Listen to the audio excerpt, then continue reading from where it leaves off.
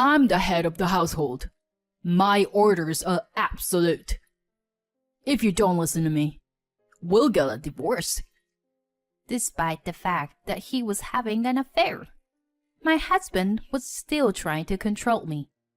Why should I have to do everything he says? Fine, let's get a divorce then.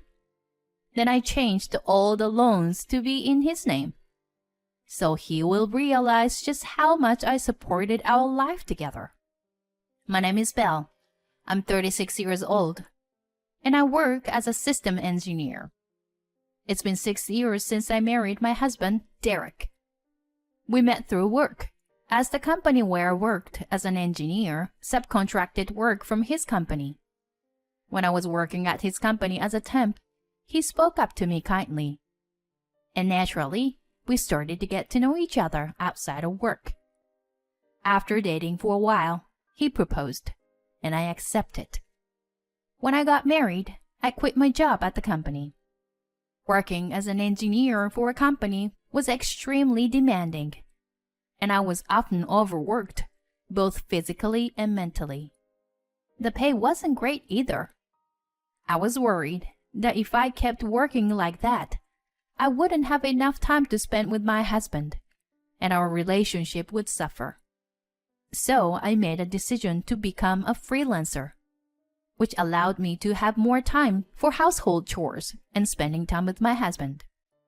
At first, I didn't make much money as a freelancer, but I had experience as an engineer, so I eventually started getting more clients and making more money. I was surprised at how quickly my income increased, and grateful for my husband for supporting us financially when I wasn't making much. I worked hard at housework, even though cooking wasn't my forte. I try to make different meals every day, using recipe books to make my husband happy. Thanks for cooking and cleaning. It really helps me out. My husband praised my housework, which made me happy.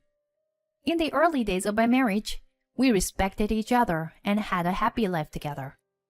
But after a few years, my husband suddenly said this. Isn't it time for us to get a new house? Huh? A new house? I was surprised when my husband said that. It's because he's not the type to save money. In that case, shouldn't we save up a little more money? What are you talking about? I earn a pretty decent income, don't I? Huh? Because you haven't had any financial problems since we got married, right? That's because it's thanks to my income. But I couldn't say that to my husband. Although he gave me money for household expenses, he always spent his own allowance before the next payday. So I saved as much as I could from my income and added it to the household budget. Thanks to that, we were able to live without financial problems. I was grateful for being able to live thanks to my husband's income when we first got married. That's why I didn't even tell him that my income had increased. I thought I shouldn't hurt his self-esteem by telling him that I was making quite a bit of money working from home. Even if I think I've spent too much money, our lifestyle hasn't changed. So I think my income has probably gone up. Maybe he doesn't have a good grasp of his own income and expenses? I couldn't believe what my husband said. However, my husband seemed enthusiastic about building a new home, and I had no way of stopping him. What kind of house do you have in mind? I had to find a way to build a low-cost home while listening to my husband's desired conditions. But my husband kept adding more and more conditions. But if we want to fulfill all of these, the house will cost a considerable amount of money, won't it? It's no big deal. It's a once-in-a-lifetime big purchase, and my income should be enough, right? I wondered what basis my husband had for saying that. At that moment, I regretted not telling my husband about my income. I thought I would tell him about it to calm him down. Derek, it's about household expenses. But actually, I also contribute a significant amount from my income. But for some reason, my husband didn't believe me. Come on, don't lie like that. No, I'm not lying, but I wanted my husband to buy a more affordable house. But in the end, he didn't listen to me and used his salary to take out a loan for a house that he could barely afford to pay for. Initially, I thought we were spending money reasonably, but over the years, my husband's spending habits have become more reckless. He started indulging in luxuries, like brand name clothes and watches, and going out drinking with his juniors every night. Although he works overtime to make up for it, his spending habits have become more and more difficult to ignore. Despite all this, he finally decided that he wanted to build a house. And in the end, he was able to make it happen. Wow, this is a really nice house. A house is a clear sign of success, isn't it? He was right. The new house is awesome. It's definitely worth the price. It's spacious, beautiful, and comfortable to live in. My workroom has become larger, and I can now fit a big desk in it, giving me more space to work comfortably. When your workplace is more comfortable, work can be done quickly and easily, which has helped me become even more productive. I'm grateful for that aspect of it, but our monthly mortgage payments still makes me anxious. My husband doesn't seem to realize it, but we're paying off a long-term loan every month. The house is under my husband's name, but he has a bad habit of overspending, so there is never any money in his account. As a result, I have to deposit my income into his account so that we can pay off the mortgage. I'm starting to feel frustrated with him, and one day, I decided to talk to him about it. Don't you think you've been spending too much lately? I want you to think about things like the mortgage for the house. When I said this, my husband frowned and rebuked me. What are you talking about? Haven't we been able to live a normal life even after we bought the house? If that's the case, then there's no problem. You're just worrying too much about the small details. And isn't it because you were bad at managing your money that you don't have enough? It's not my problem. What? Hold on a sec. I'm constantly thinking about how to save money from the daily living expenses I have with the money you gave me. And I'm supplementing it with money that I earn for the mortgage and other expenses. So please don't talk to me like that. What's up with you, really?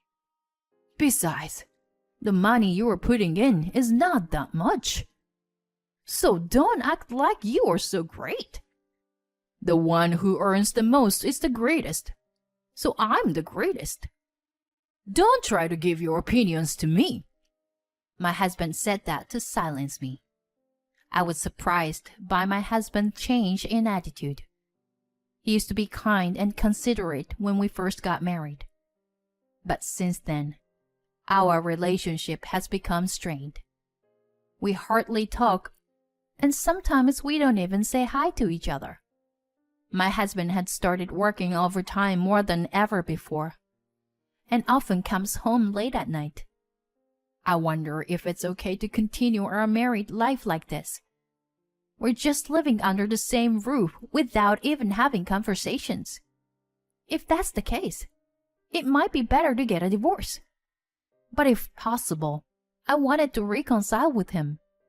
After thinking about it a lot, I decided to take the initiative to reach out to him.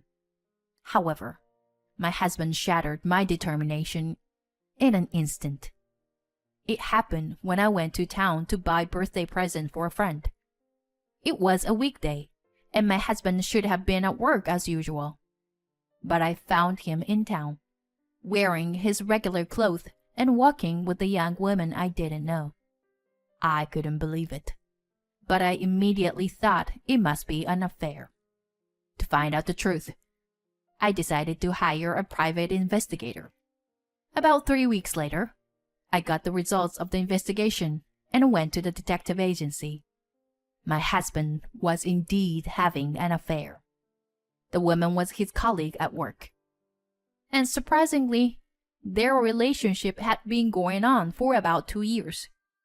I understood the reason why my husband suddenly started spending extravagantly and coming home late due to overtime about 2 years ago was because he was having an affair.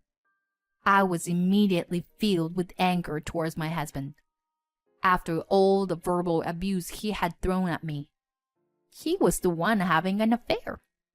I felt pathetic for trying to protect his self-esteem and our marriage.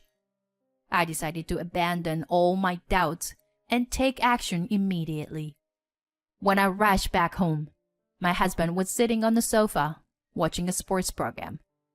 I stood between the TV and my husband and spread the evidence of his affair in front of him. "Explain this." When I showed my husband the photo evidence, he seemed surprised for a moment, but quickly changed his attitude. "Oh, that's Meg. She's my new wife." "New wife? What are you talking about?"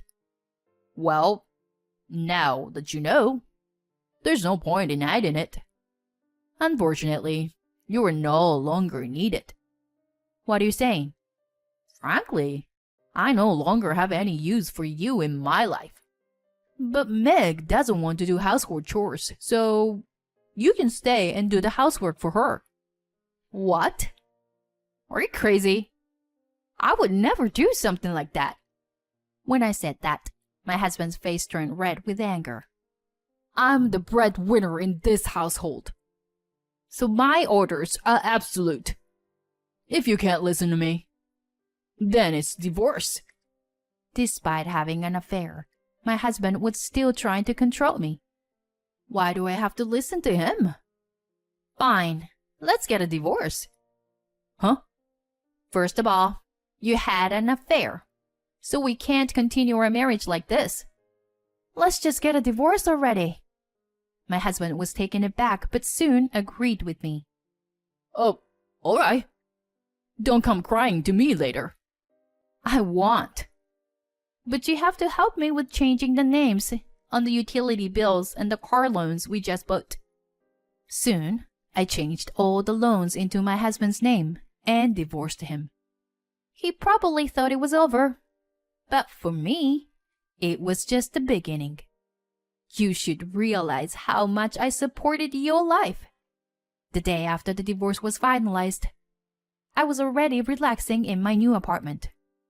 Then, I received a bunch of calls from my ex-husband.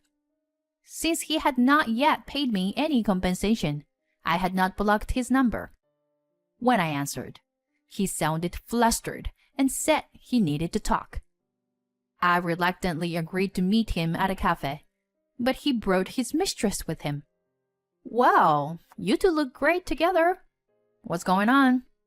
"Why didn't you tell me? Every month, a large amount of money is being deducted for loans. And why are the food expenses, car loans, utilities, and everything else so high? What are you trying to do by pushing all of that onto me?" "Huh? I divorced you and left that house. So that's only natural. I don't have any other intentions." "Shut up. This is fraud. I'll sue you." My ex-husband and his mistress glared at me while holding each other's arms. They both said it was my fault.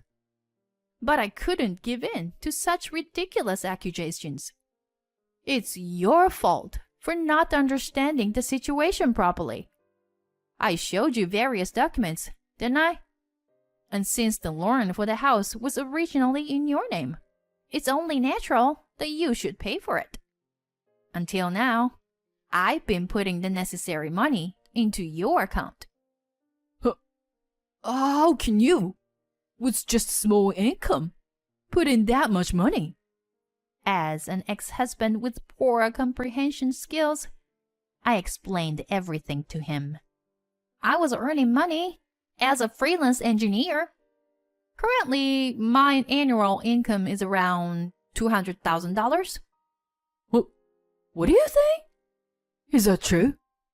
Upon learning that I was earning much more than him, my ex-husband was surprised.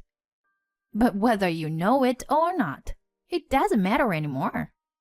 More importantly, since I haven't properly claimed compensation yet, I will do so through a lawyer. Are you trying to swindle money from us? I'm just using my rightful claim. I will also make claims against your mistress. That's...